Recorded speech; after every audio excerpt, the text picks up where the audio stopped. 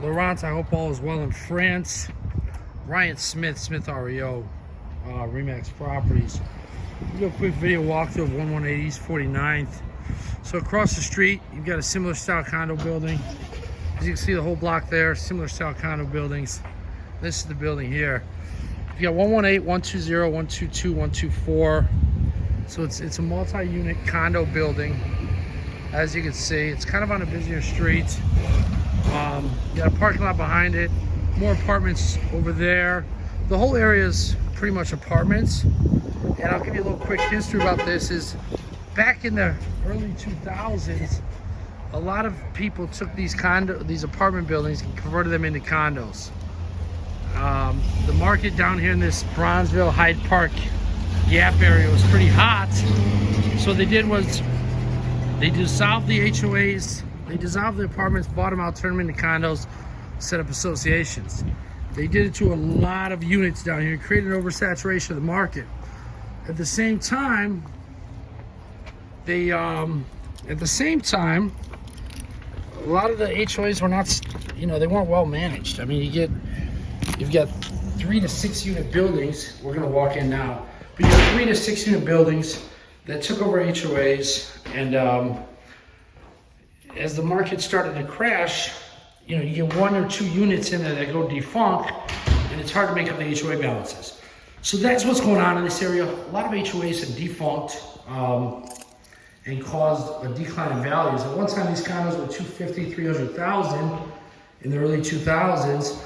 Then they went through a phase of 2010 through 12 where they were $25,000 to $50,000 because of no HOA. They started to creep back up, but the low reserves, lack of owners, all that's going to hurt the value on this unit. This unit here is a 2-bedroom, 2.5 bath duplex down. So I'm going to take you through the unit really quick. As you walk in that door there when I was talking, you have a living room, fireplace, hardwood floors. I mean, the unit could use a cleaning. You get a lot of dust and dirt here in the corners. As you can see, the fireplace is pretty dirty. Electric is off. You should probably get power on in here. You have a hardwood floor in here. As you enter the first bedroom, which would be the master, you've got a laminate floor. If you get down, the laminate floor is starting to wave a little bit. If I step here, it's soft. So it's a soft floor. Not sure what's going on under it, but the bedroom overlooks the parking lot in the alley. Low floor level, also going to hurt the value a little bit. It's just the bedroom overview here, so you kind of see the whole room. As you come off here, you have a bathroom here. Dirty toilets. Just needs a good cleaning, right? The mirror's pretty dirty, as you can see. So you come out of here, we're gonna hit this hallway here real quick. Exposed brick is nice. Okay, you got some more damage on the flooring here. This appears to be from a leak. I mean, all this flooring here is pretty warped, but it appears to be there was a leak here at some point behind the fridge. That's why the fridge is pulled out.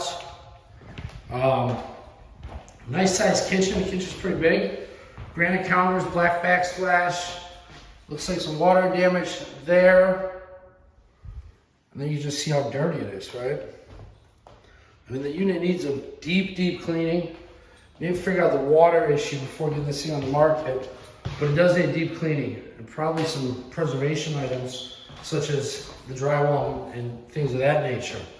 And this flooring right here, I mean, you can tell how it's starting to buckle there. It's pretty beat up throughout here, right? So we're gonna come down. You still see the waves in the floor a little bit. So we're gonna come down to the duplex down now. As we get downstairs here, you have pretty much very similar floor plan as you do upstairs. You have a nice living area here, used as a family room. You have a bedroom there, hallway back. Carpet's it's like a commercial grade rental type of carpet. It's nothing very nice. It's like a Berber. You have some stuff going on with the baseboards here, some discoloration of the carpet. I'm not sure if there was water down here one time, but there may have been, and that's why you have a discoloration of the baseboard. Bedroom right here, bedroom number 2.